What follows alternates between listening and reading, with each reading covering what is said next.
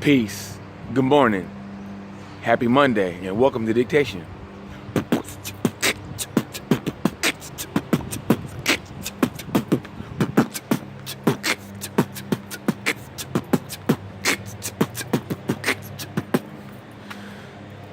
So, it's a nice bright day, sunny, in the 50 degrees in Philadelphia.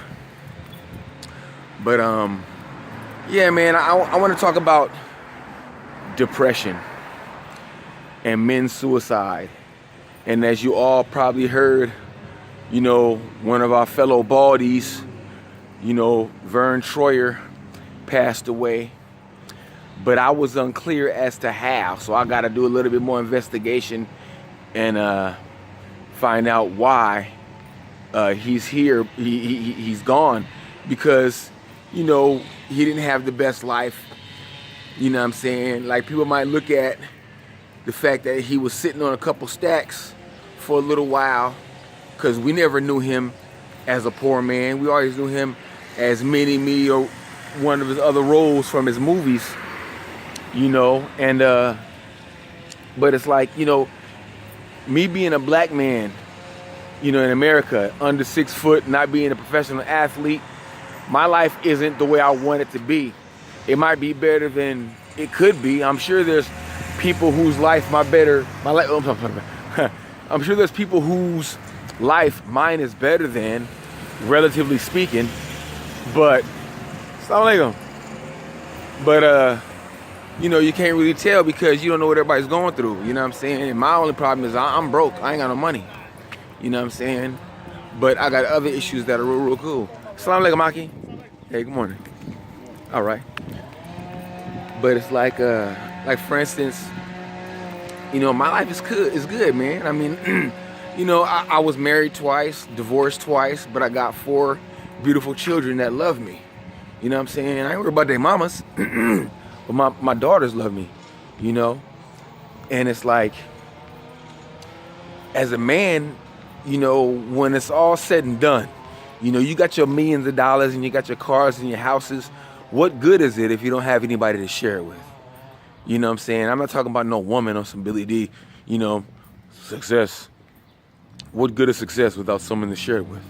No, I'm talking about like children, like generational wealth, like passing it down, And that's my problem that's why I'm MGTOW, because the reason why I got married in the first place was to build something with a woman that I couldn't do by myself. Because if I could do it by myself, I wouldn't have attempted to do it with a woman.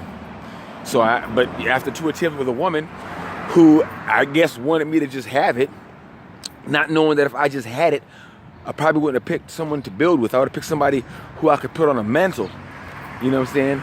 But because of dealing with that, I now have to do it myself. What I was trying to do with a partner, and they don't seem to understand that. There's some men that are loose with their dick and they just want to just throw it out there. But there are other men who are responsible with their dick and they want to start something and see it through. You know what I'm saying? And reap the rewards and the benefits of it. And that's what I wanted to do. I wanted to have a family. I wanted to, watch my daughters meet men and get married and have good relationships and bring me some grandchildren. And I wanted to have a big house and we could all have Thanksgiving dinners and Eids and, prayers and Ramadans and all that stuff at granddaddy's house, granddaddy and grandmama's house. I wanted all the kids to be able to go over to granddaddy and grandmama's house like I used to do. I used to go to my granddaddy's house and go get $1 and go get some candy from the corner store and then watch him, pick fruit off of the trees in the backyard and things of that nature. See, that's what I wanted to have. I wanted to provide that for my children. That's the vision that I had from my growing up, from my upbringing. You know what I'm saying? Of having a patriarch who bought property and land and had a home for his children and his grandchildren to enjoy summers and life and family gatherings. And then he died. And so I said, well, that's what I want to lead. That's what I want to have. But I couldn't find any women who were balanced enough to make that happen with me. because I guess maybe their vision was different than mine. I don't know what their vision was. We never discussed their vision. They never said that they even had a vision, but they knew what my vision was. And whenever it got to be, I don't know, what they didn't want, they decided to just cancel it. What does Prince say? The beautiful ones always smash the picture. Always, every time, you know? And so that's what happened. So it's like, why marry women? They don't have any long-term goals except for themselves to be, you know, I don't know. What do y'all want? When you got all the money and all the, what do you want? When it's all said and done, right? You got $1 billion and a weekend, okay? You have nothing to do. What do you want? Me, I want to relax in the grass and chill. You know what I'm saying? I want to have somebody to hold on to, talk to, hug and kiss on. You know what I'm saying? Female, I mean, like, you know, to where it once the money's there, it's not about money no more. But women always make it about money. That's because they're never satisfied and always got to spend money to find their happiness. They can't ever be happy with just themselves and what they have until they get old and realize that all that stuff that they were chasing is for naught. It doesn't mean anything. And this is what the young ones who have the nice bodies and the time and they don't know. And so they waste their youth chasing what they're not going to have anyway. Because when they have it, they're not going to want it. They're not going to be able to enjoy it. You know what I'm saying? But I don't know. So it's just like, back to Vern though, blood. You know what I'm saying?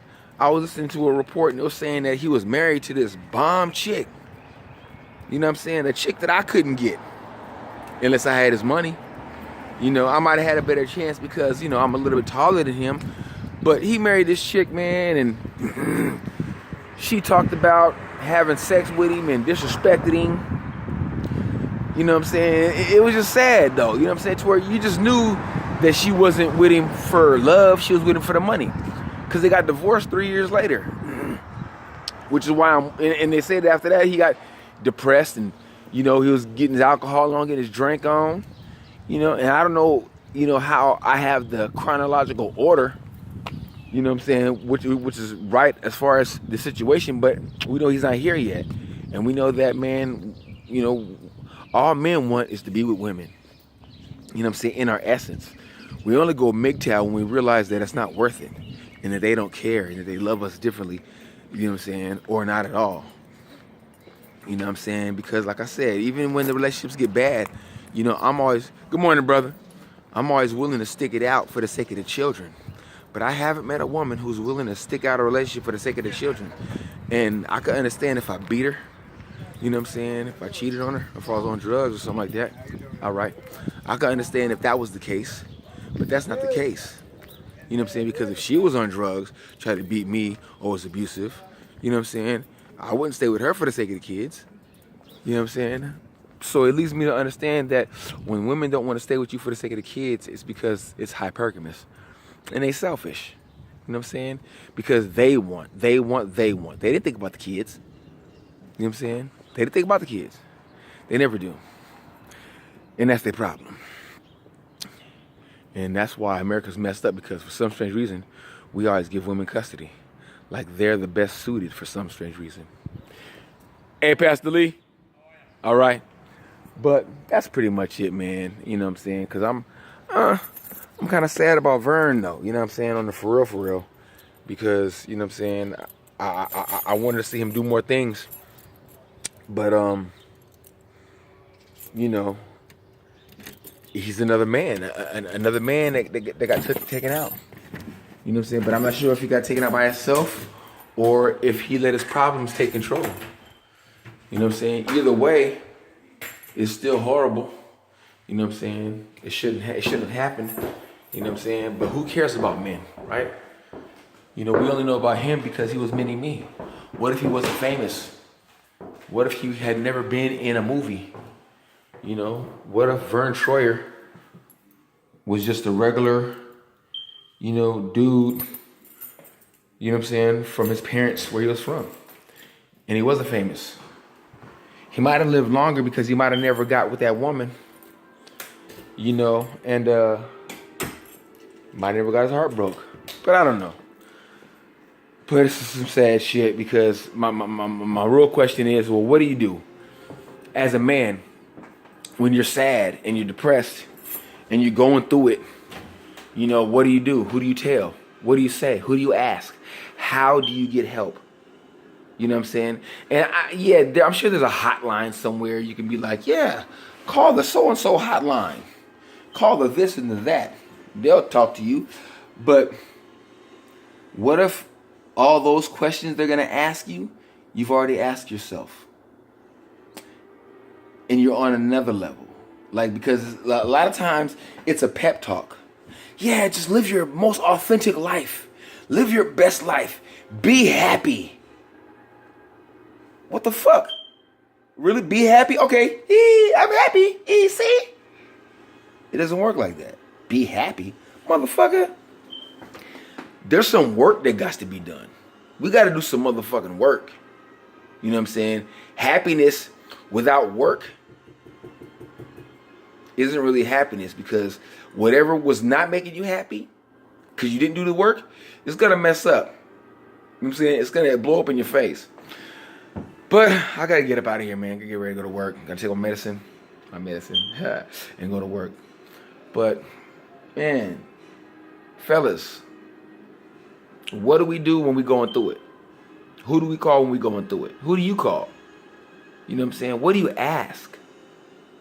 You know, and are you sure it's going to be somebody who's going to have a solution?